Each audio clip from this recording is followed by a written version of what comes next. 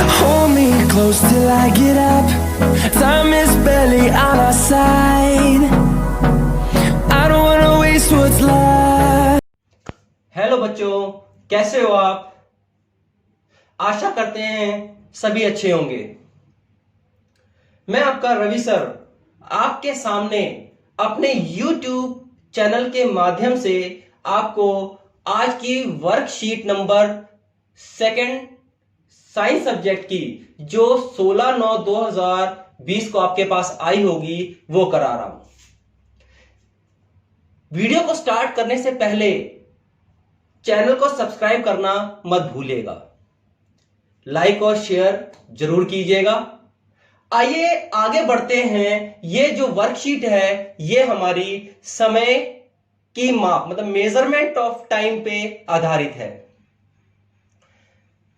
Worksheet में अगर आप देखेंगे तो पहली लाइन, रवि एक लंबे अंतराल के बाद अपने विद्यालय जाने के लिए तैयार हो रहा है। उसकी नजर बार बार दीवार घड़ी पर जा रही है। तो रवि दीवार घड़ी में बार बार क्या देख रहा था? तो वो क्या देख रहा होगा? समय देख रहा होगा कि क्या हमारे स्कूल जाने का समय हुआ या नहीं हुआ। इसी के साथ रवि और किस तरह से समय का पता लगा सकता है, आइए देखें कैसे पता कर सकता है। हमने देखा प्रकृति में बहुत सी घटनाएं निश्चित अंतराल के पश्चात स्वयं दोहराती हैं। मतलब एक निश्चित समय के बाद जो इवेंट्स हैं वो रिपीट होते हैं। जैसे आपका क्लास का जो पीरियड है वो क्या होता है, एक पीरियड खत्म हुआ, दूसरा लगा, दूसरा तीसरा लगा, दिन हुआ, अगले रात हो गई, फिर अगले दिन फिर दिन हो गया। तो हमने देखा उदाहरण के लिए एक दिन, एक माह तथा एक साल सभी समय के निश्चित अंतराल को दर्शाते हैं। अब हमने देखा कि एक बॉक्स में दिए गए समय अंतराल के लिए उपयुक्त शब्द लिखिए।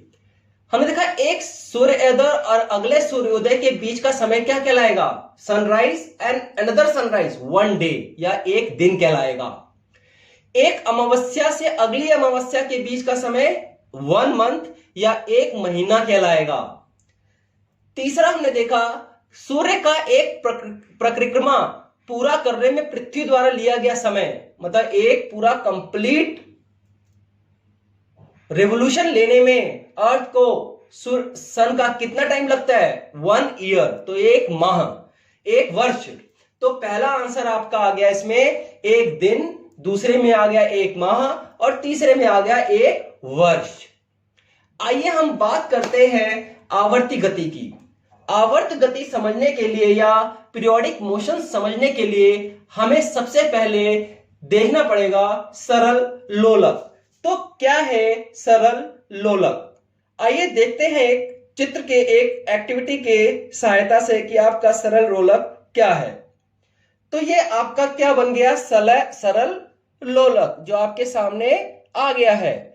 मतलब एक धागे से कोई एक वस्तु, भारी पिंड बांध दिया है, ऑब्जेक्ट बांध दिया है, वो ट्रू एंड फ्रो मोशन कर सके, इस तरह से गति कर सके। इस तरह के मोशन को, इस तरह के ऑब्जेक्ट को हम पेंडुलम या हम सिंपल पेंडुलम या सरल लोलक का नाम देते हैं। इसके द्वारा की गई ट्रू एंड फ्रो मोशन की जो गति है वो आपकी आवर्त गति कहलाती है। जैसे हमने देखा कि अब एक निश्चित समय के बाद, जैसे झूला भी आप झूलते हो तो एक निश्चित समय के बाद वो क्या करता है? रिपीट करता है। इस प्रकार की गति को हम आवर्ती गति या पीरियोडिक मोशन का नाम देते हैं। अब हमने देखा कि इसकी आवर्ती गति के और भी उदाहरण है, जैसे पृथ्वी का सूर्य की चारों ओर की जो गति है, झूले की गति है, ये सब क्या है? आवर्त गति है। अब हमने देखा कि इस पेंडुलम के से कुछ और बातें हमारे सामने आती हैं। जो पहला जो शब्द है दोलन, दोलन क्या है? हमने देखा कि आपके मध्य में ओ या आपका मध्य बिंदु ओरिजिन पॉइंट सामने नजर आ रहा है। अब जब हमने देखा इसको मूव किया तो पॉइंट ए पे गया, पॉइंट ए से वो वापस घूम के पॉइंट बी पे गया, पॉइंट बी से फिर वो ओरिजिन पे आके, तो हम इसको हम एक दोलन या वन ऑसिलेशन का नाम देंगे।